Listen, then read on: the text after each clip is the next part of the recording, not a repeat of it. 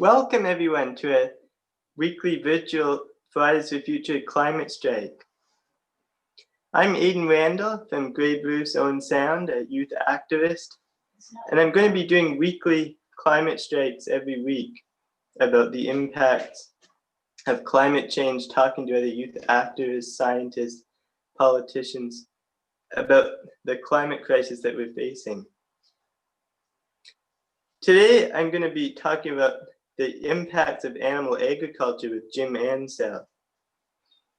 I was raised vegan from birth by parents who are environmentalists, and I'm passionate about many issues including climate justice, GMO awareness, youth activism, and animal agriculture. Today's focus is an important one because animal agriculture is a huge contributor to the climate crisis. And I'm so glad that I'm going to be joined by Jim Ansell today, who's a local restaurant owner and owner of the Bleeding Carrot in Owen Sound. And Jim has been an Owen Sound resident since 1990. He opened a vegetarian restaurant in Owen Sound in 2012. He personally went vegan in 2015. And the restaurant went vegan in 2018. Jim loves music, nature, and animals, both domestic and wild. Thank you, Jim, for joining us. I'm so happy that Jim is able to join us today. Hey, Aidan, how are you?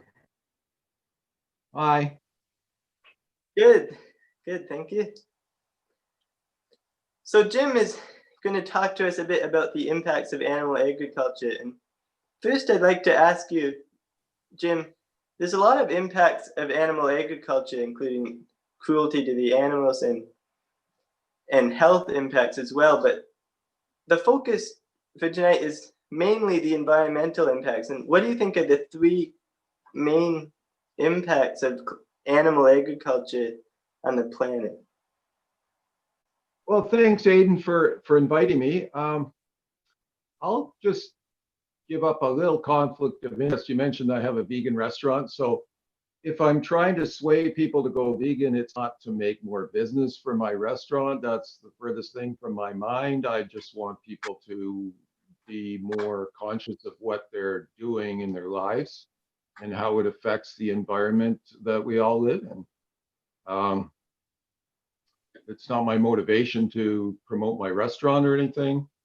I was asked by you, and I feel very honored to be able to do this. I'm not an expert on animal agriculture or agriculture, period. But in my 63 years, I've learned a few things, and I've gathered a lot of information from reputable sources. And it behooves people to gather information from sources that don't have a vested interest in promoting their agenda. Now, the vegan agenda isn't backed by big broccoli or big tofu because there isn't such a thing. You won't find commercials for broccoli or tofu on TV. And I'm also not an anti-farmer. Everybody loves farmers. They feed us. So let's get right to it. Animal agriculture is a big topic, and it has many impacts. The scale of this cannot be underestimated. There's 70 billion farmed animals raised for food every year in the world. 70 billion. That's a pretty big number.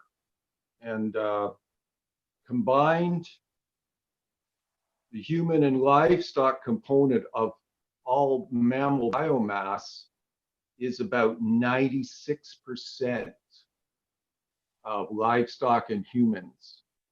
And only 4% of wild animals are left on the planet. That's mammals.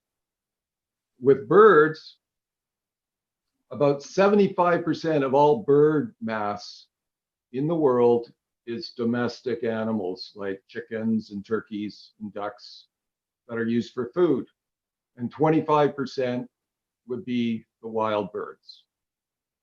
Okay, so we've populated the planet with a lot of our creations that we bring into, we breed for food. Now, animal agriculture has a very large, almost overwhelming component of factory farmed animals.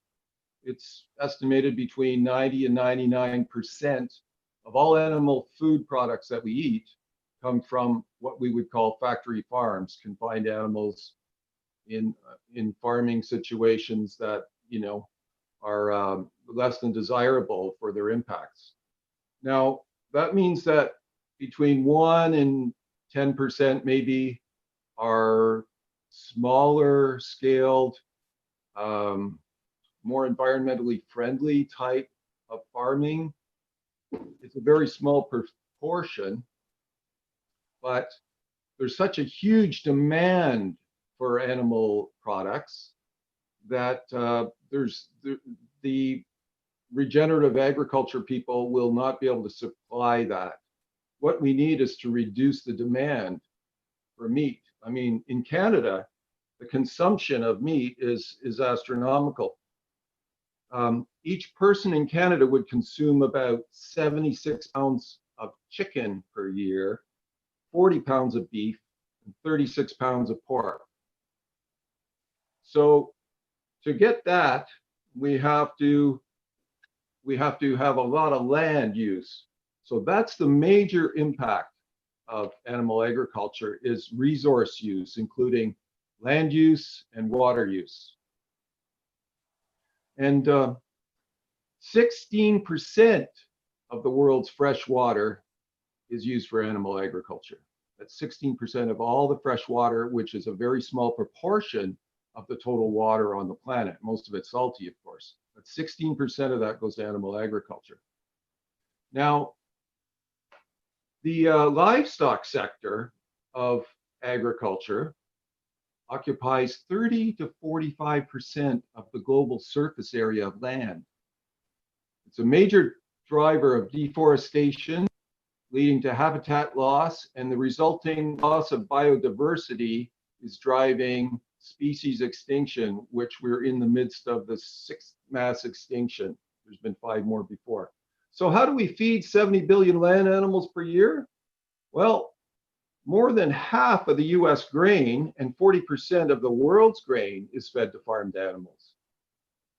It's mostly corn, but barley, oats, and sorghum are used too. And 75% of soybeans, mostly GMO soybeans, are fed to farm animals. So 75% go to feed farmed animals of soybeans. And in a place like the Amazon rainforest, they clear it for grazing and for growing crops to feed those animals. And it's really inefficient converting those calories to animal matter. Like, for instance, 1 kilogram of beef takes 25 kilograms of grain to grow, right? And the grain fed to livestock alone could feed an additional 3.5 billion people, they estimate. The second impact that I want to get to is pollution, resulting in climate change and other impacts in the world. Agricultural runoff from growing crops and from the animals themselves lead to hypoxia, or dead zones in the ocean. And that's pesticides and fertilizers used to grow crops, plus the actual animal manure, which also turns into methane when it breaks down, as well as cow burps produce methane, which is a very, very potent greenhouse gas, much more than CO2. But there's also a lot of greenhouse gases like CO2, nitrous oxide, etc. And a lot of that comes from machines that run to transport animals, to transport the food, to plow the land, to harvest the grains. They estimate animal agriculture is 20 to 50% of greenhouse gases. And that's more than all the transportation sector combined. And could I just interrupt you there, because that was that was really impressed me, how it's 20 to 50%. Is that right? Is, 20 to 50% of all greenhouse gases, yes. yeah, I think people might not realize that that's actually more than all the transportation in the world, which is most people might think, oh, but we have to cut down on the driving, but I think you made a good point that a diet is also perhaps more significant than that. Yeah, so industrial agriculture is a big problem. But animal agriculture represents 75 to 80% of all agriculture. Yes. For greenhouse, the greenhouse gas emissions, 75 to 80%. Yeah, it's a lot. Would you, thank you for sharing that. I think the deforestation and the land use, I think, really should affect how we think about agriculture, because I think we can start to think about how if we were just feeding ourselves, we would require a lot less land. But oh yeah, definitely. What led you? Yeah. Yeah, like to grow crops for people, it takes a lot less land. It does have an impact, and but Yeah. we're nearing 8 billion people, so we have to do things a little differently. It's patently unsustainable to be feeding that many people meat and fish. Like fish in the ocean, they estimate there won't be any fish left to harvest by 2050 at the rate we're going. So it behooves to slow down on the consumption of these. Yes, a lot of reduction. The other impact that I want to talk about, two other impacts that I'll just go over quickly. For human health, which costs us all in economic terms, viral zoonotic diseases come from animal agriculture generally, from eating animals, like confining them in filthy, places where they're all crowded together is a recipe for disease. Consequently, we have to feed antibiotics to keep them healthy. Now, 80% of the antibiotics in the US of A, for instance, go to farmed animals, 80%. So we're doing that as a preventative measure too, which leads to antibiotic resistance. So some of these drugs don't work anymore. We're only using 20% for humans, but 80% goes to farmed animals to keep them healthy. And we know that red, yes? Yeah, I was just wondering if for people that are not vegan, but I wondered, what was your story of how you became vegan? There's many different ways that people go vegan for their health or the environment, but what is your story of how you became vegan? Like most people in our culture, I wasn't raised vegan. I was indoctrinated into a belief system that insists upon using animals for food, transportation, and clothing. And it took a long time to change that belief system because they start when you're very, very young. Most people are born, they learn that we have to eat animals, which, by all the vegans in the world, many of them long-term vegans, there's no need to do that. I know many long-term vegans. So until recently, I enjoyed the taste. Like I didn't stop eating meat because I didn't like the taste. I loved my steak. I loved eating fish. I love cheese. I love, dairy products. But I raised two children that aren't vegan. At least one of them is now, but that's her choice. I was always a defender of wild animals and wild places and nature in particular. And I differentiated between those animals in the wild with the ones that were raised for food. And as domestic animals have no ecological place, I consider them lessers and therefore expendable. And therefore, why shouldn't we eat them? We brought them into the world. Why don't we eat them? They wouldn't be here without us. I told myself that story for quite a while. to continue eating animals because in some deep space within myself, I knew that it was wrong. I know I love animals. Why would I want to kill them? And when I started to find out how they were transported and raised and slaughtered, I saw that as something that I didn't want to be part of anymore. But I started to choose more vegetarian options when I could. Um, so that went on for a while. And then I started this restaurant. And I wanted it to be vegetarian uh, for those reasons, because I thought it would be better for the planet and better for me and better and easier to do. So I started this juice bar restaurant. And through that, I met some vegans and I came in contact online with a lot of animal rights activists and such who shared videos of actual animals, so I looked into it a bit more and I decided I would go that way. It took a while. I did finally. It was quite a revelation. It's the best thing I've ever done in my life. Actually, it was no regrets about how long it took, even though I wish I'd done it sooner. But it has become the very best thing I've ever done in my life, to tell you the truth. I can't explain how much it's affected my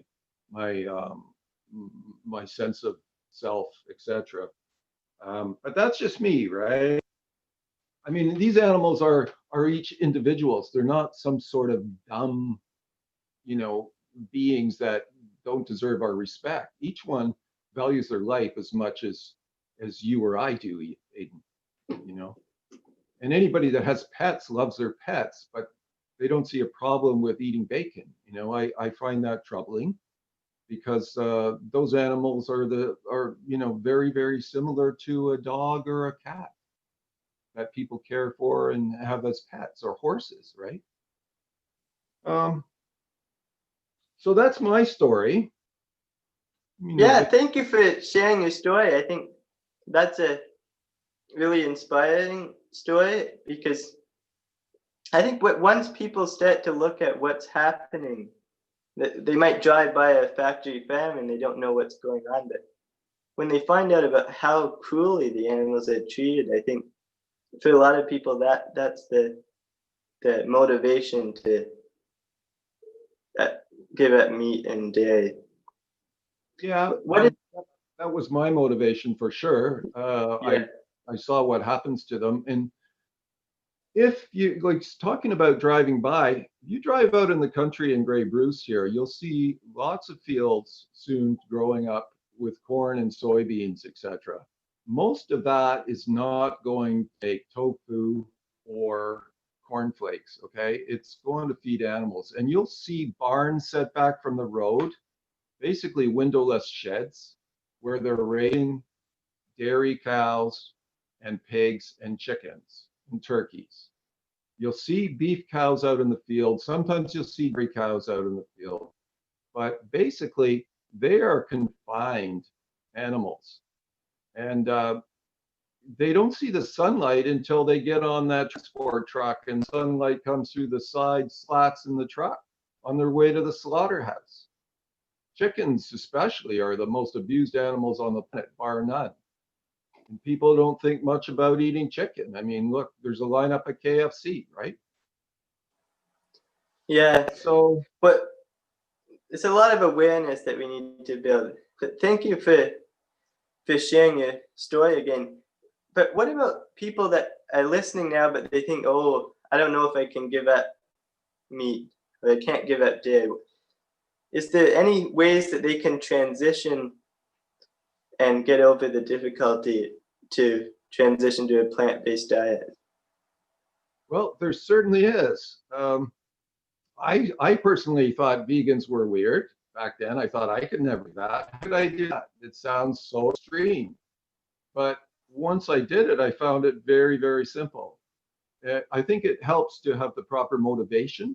If you have the motivation, you can do anything, right? And it's much, much easier than you think. If you're a non-vegan, it's much, much easier. And you'll find that you get immediate results if you change your diet a bit. There's a lot of benefits to it. It's never been easier now, especially these days. You can have the same tastes and textures as, a traditional diet. I mean, I eat those fake meats. I don't even like calling them fake meats. They're just plant-based meats, um, made from plants. There's no cholesterol. You're eating animal products, you're starting to harden your arteries at a very young age. Your arteries are getting skinnier and skinnier. I mean, we know that eating animal products creates disease. This has been proven, and there's only one diet that can reverse, in some instances, and halt the heart disease that kills the most people. It's the number one killer in North America is heart disease. And it goes a long way to stopping that. So if you want to go for your health, it's a great idea. If you want to go for the environment, it's a great idea. If you want to go vegan for the animal's sake, that's what speaks to me. I'm 63 years old. I've lived a life, but I cannot abide supporting those industries that are very cruel and inhumane. There's no way to humanely slaughter an animal, despite what people will say. Nothing humane happens in a slaughterhouse. It's just sheer terror, basically. These are so discovering new foods is really great. I mean, I thought I'd like avocados. I love avocados now. I've never tried quinoa before. Quinoa is a fabulous food. It makes me feel really good when I eat quinoa. And it's cheap too. Rice and beans. Rice beans are delicious put together. You just put the right spices and it's very filling and very satisfying. And there's not much, there's not many things in the supermarket that are cheaper than rice and beans. And you get lots, Yes. and people talk about protein all the time. This fixation on protein was generated by the animal ag industries. They push that because there's no protein deficient wing in the hospital, okay? But a lot of the people in the hospital are there because they consume too much animal protein. You can get excess. It's not good for you, okay? Yes. Too much. I think that's right. And we can kind of draw a similarity with the climate movement as well, because for years the fossil fuel industry has denied and spent money campaigning against the reality of the climate crisis, denying that it's real. So it's kind of similar that the meat industry is doing the same thing. Like I said, you won't, if you watch TV commercials, you'll never see one for tofu or broccoli, okay, or anything else. Again, you never see something that says eat lentils, right? No, it'll all be about cheese and meat, etc. But you know what? I eat like junk food too, and I eat some dairy-free ice cream that's fabulous. So if you want ice cream, it's fabulous. You can't tell the difference. It's so delicious. And cheese, the vegan cheeses now are really good. Those are processed foods. A lot of people, they put down vegans for eating processed foods, but there's so many other foods that we eat that aren't processed, that come from the earth. Like who said eating fruits and vegetables was bad? Okay, it's very affordable too. Rice and beans, potatoes, pasta, chickpeas, lentils, oats, bread, peanut butter, tofu, tempeh, avocados, nuts, seeds. You can have cookies, you can have brownies. As long as you're getting enough calories, good calories. I'm not talking about Oreos and Coca-Cola. They don't count as good calories, okay? But as long as you're getting enough good calories, you'll get enough protein. Yes. And you get fiber too, okay? One thing that animal products do not have is fiber. There's no fiber. But you know what?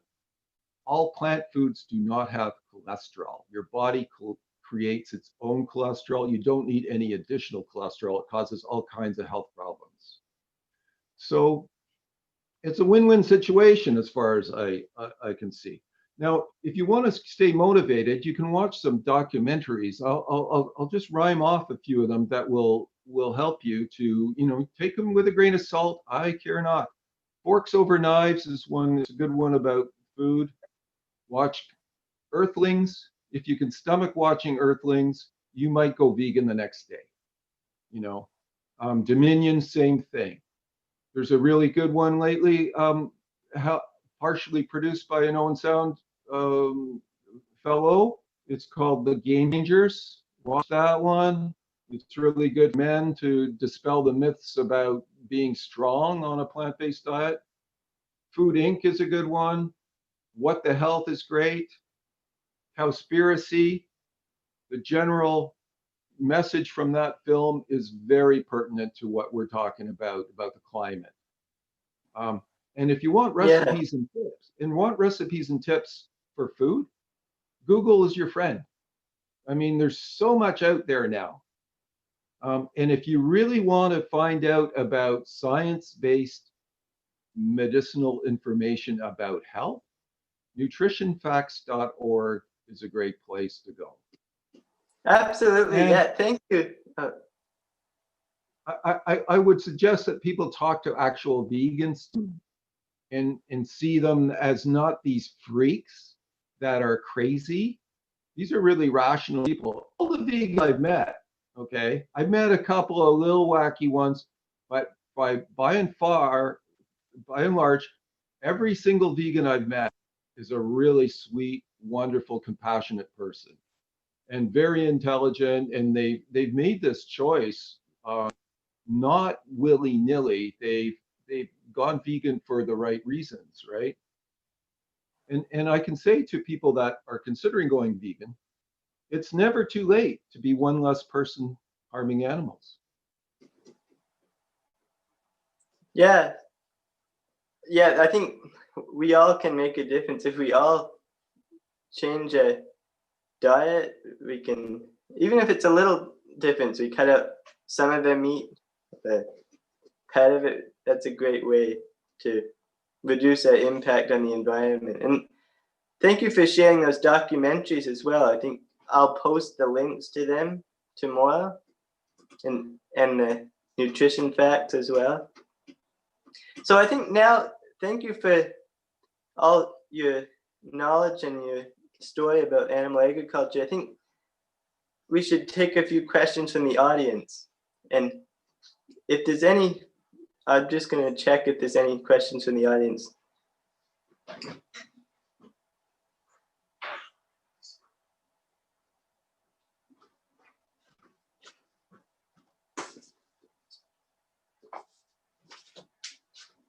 All right, so here's one. Will I get all my nutrients if I switch to a vegan diet? And then there's another one that says, do you supplement with B12 or other supplements? And those are kind of related questions, but what would your answer be to that? There's no medical reason to not be vegan. All nutritional needs can be met on a vegan diet. We'll talk about B12 now. I do take B12 supplement. I probably don't need to, but I do anyway. I haven't had my blood tested for a little while, but I get a lot of B12 from fortified foods anyway. Like if you drink plant-based milks, it's fortified. If you get one cup of any plant-based milk generally has 50% of the required daily B12.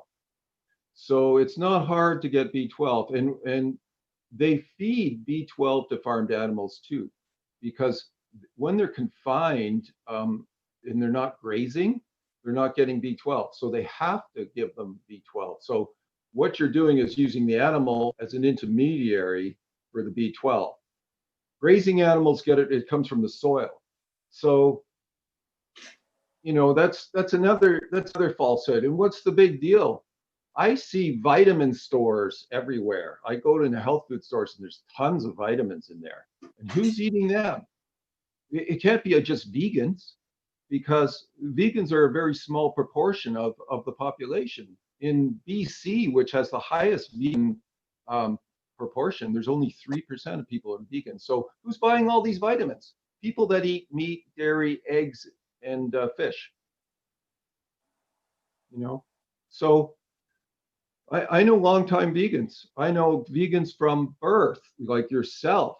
You know, look at you. You look healthy, Aiden. I mean, you know, your family's healthy. I know a family that's got 4 generations of vegans now. There's a baby that's going to choose soon. He's the healthiest little happy guy I've ever met. You know, so Yeah, there's medical reason. yeah, I agree that there's no nutrition reasons that you shouldn't go vegan. I also just got a comment from someone that was nice as well. They said, so glad to hear this from a local perspective from Cheryl. So thank you, Cheryl. And I think now that's a good time to wrap up. Is there any other final thoughts you'd like to share with the audience? Yeah, I think we should support local people who are growing food for us. And that does include, you know, if you have to eat meat, you should get it from a local person that's treated their animals well. I know some local farmers, and they're doing great work, you know. Unfortunately, the demand, I mean, you go into any supermarket, you'll see rows and rows of trays of meat. I mean, that's not coming from local people, you know. So what we have to do is eat less meat for sure, or go vegan, and support local people. Yes, thank you. Thank you. I think whether or not you want to go vegan, buying local and supporting local farmers is a great thing. But I think after this, maybe a lot of us will think again about going vegan, because it's a great time. There's like Jim said, we can do it without giving up the foods that we enjoy. There's alternatives. So thank you, Jim. You're welcome. Thank you. Thank you for joining us. I was inspired by your story. Thanks, Aiden. You're doing great, buddy. Thank you. All right, goodbye, Jim. See ya.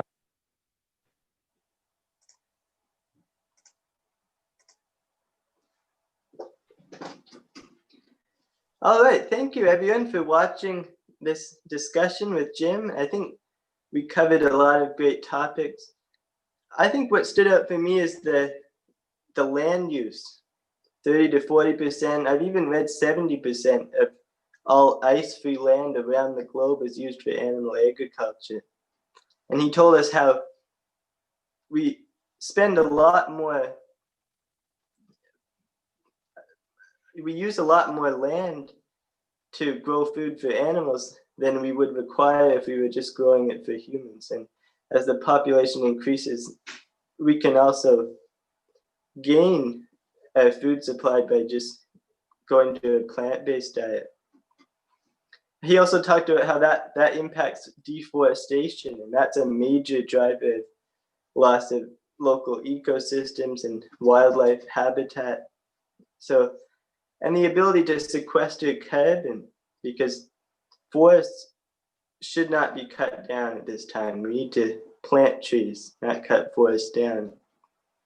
So thank you everyone for watching, and I'm going to be doing another town hall next week for World Environment Day, which is a UN International Day about protecting the environment. And I'm going to be inviting some other youth to discuss how we can recover from this pandemic in a way that puts people and planet first. We need a just recovery for all where Earth comes first, and that is going to be the discussion next week. But it's going to be every Friday at 7 p.m., and I hope you can join us.